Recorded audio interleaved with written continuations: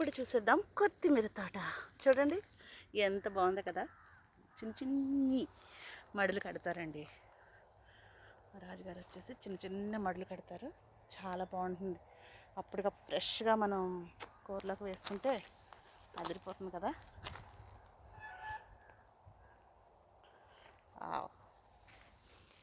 Smell ఎంత బాగా వస్తుందో. ఏదైనా మన చేతితో పెట్టుకుని మందులు కొట్టకుండా చక్కగా పండించుకుంటే ఇంకా కొన్ని కొన్ని విత్తనాలు వస్తాయండి. ఇంకా అన్నీ రాలేదు, చిన్న చిన్నగా ఉన్నాయి మొక్కలు. అక్కడ నారు ఎదిగేటప్పటికి ఇలా గుజ్జుగా అయిపోతుంది అన్నమాట. మన దొడ్లో పండిన ఆకుకూరలతో మనం వంట చేసుకుంటే చాలా బాగుంటుంది కదా.